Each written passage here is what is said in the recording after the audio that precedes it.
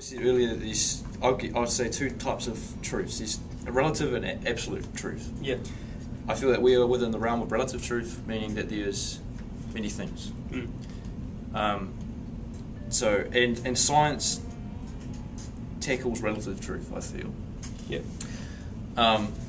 Because if I had to define absolute truth, it is truth, which is true, that is unchanging, is permanent, and is true under any condition. Yeah. And basically saying that it just is, like it just is. There's no one definition. There's no many definitions about it. It just is. It just is. Yeah. You can't give one definition of truth because it's not just one and it's not many. It's just one and many at the same time and beyond that. Yeah. That's what really truth is. You know? Yes, and this is absolute truth. Yeah. And I feel that we are detached from that. We can never know that through the limitations of distinction and duality and relative truth. Yeah, another thing too, because absolute truth. People may argue, oh well, then how do you know that it exists if you're still within this reality, or whatever? Yeah. The funny thing is, there's a paradox about absolute truth because it cannot be disproven.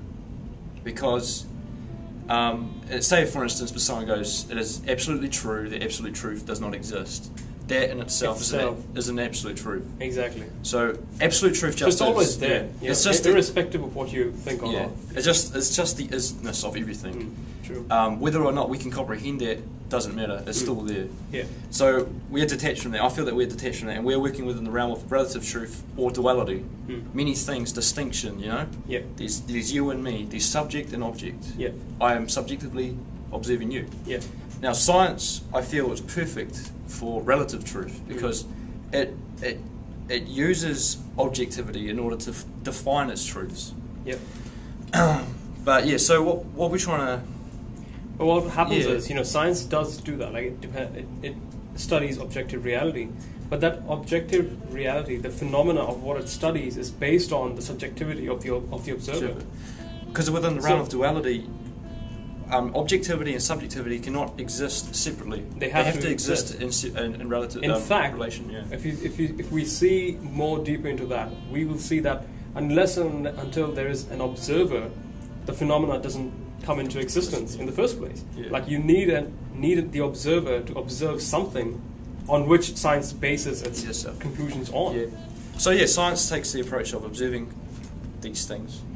They're trying to approach it saying, don't worry about our subjective interpretations because subjectivity varies upon person to person, which creates distorted truths. But in the end, but if we're trying to come up with a truth, they say we do it objectively. That therefore can be more. It can be more truthful, I guess. Yeah. But the thing is that no matter what, it still has to fall back on subjectivity. Now, to elaborate on this, in quantum physics, at least, the more that you go into details of the minute subatomic particles of everything, really, subatomic particles, they are popping in and out of existence, and they are here and there at the same time. Yeah. So it's all. So I mean, that's really that's really funny. Like, what do you mean?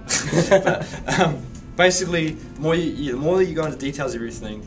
Of how things work, how this phenomena of subjective and object. The more that there's nothing there, the more that there's something and nothing at the same time. So basically, what they're trying to say is that particles are only potential occurrences. They're only maybe everywhere. They're only maybe everywhere. Yeah. And it's only until our subjective observance of these potential particles does it come into existence. Exactly. Yeah.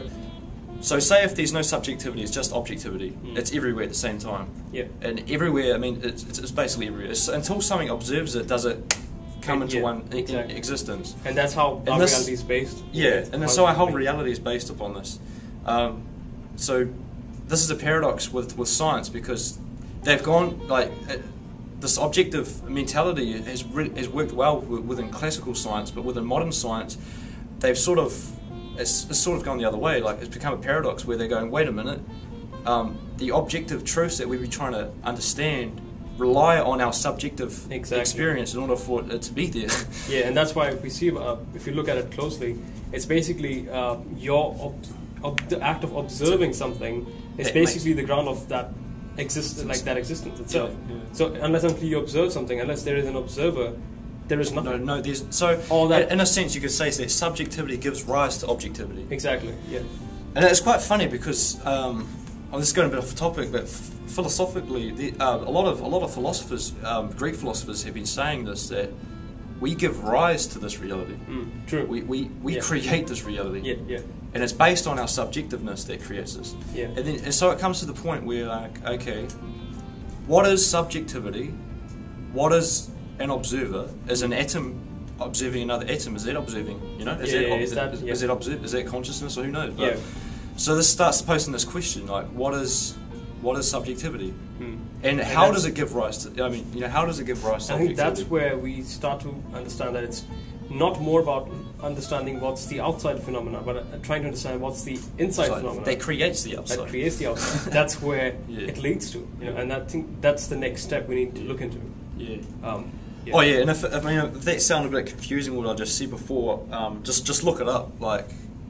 Just Google it or something. Google it, just Google it, because then they might be able to explain it way better than I do, because, But it's very counterintuitive. We think that this out here is real, and our minds or our subjectivity is not real. This is real because of us. Yeah. That's what it's really all about. Basically what it's trying to imply, I mean, I don't want to make any massive assumptions here, but this is where quantum physics at least is saying, wait a minute, something's happening that is counterintuitive to what we thought this whole time. Yeah, and what does this mean, Yeah. And I'm not going to say, oh, well, it's this or that it's that, but it's just something to think about. Think about it. Yeah, what is this all about, really? And is it true that our reality is not that real? Because if you think about it in another way, like if you see when we dream, right? When we're in the dream state, the dream world is our reality. Now, at that stage, this physical world means nothing. It doesn't even exist. So if you can understand from that point of view, unless and until there is you, there is nothing out there. So if you are in the dream state, the dream world is real, and this physical world doesn't even exist. When you come to the physical world, unless it's you who's observing the physical world, it doesn't exist. Exactly. So I always used to think like, I used to think that what would happen if a person was, like they couldn't speak, they couldn't see, they couldn't hear, they couldn't feel, they had none of these five senses. Would this physical reality be real to them, and how would they think? How would they? What would be going on in their heads? What would they be seeing? Of reality in the first place. But anyway, that's random. But so, I mean, like that's the most apparent thing that we have is our experience, our subjectivity, and it's so apparent that we forget about it. And you think about it. In my sense, if I did not have this experience, I would not know that anything was true. Nothing would be true. Yeah. Because there'd be no experience in order to see the surroundings or the environment. But so if you think about it, the core, the essence of everything is basically a relationship. Yeah, it's the observer itself. Without the observer, there is nothing that can be observed. Yeah. So, what is worth studying? The creation that the observer has created and brought into being, or the creator himself, or in other words, you yourself. So, this can give us actually a bit of insight into where our direction for truth should lead us. And if you think about it, it's basically, if you can decipher yourself, you will reach the point where everything is coming from. And in other words, you'll reach the source, where this objective reality comes into play. I feel that there's been a switch, like the science has gone so far out that they have to be directed backwards, backwards, and I fully, I'm like, that's awesome, like what these guys are because of where they've gone. We've understood what we need to do now. Exactly. It's not. We're not saying that. Okay, it's a waste of time that science has done. No, it's not that. It's just the science has gone that far in that direction, and now we know from their perspective that this is when we need to turn our search to.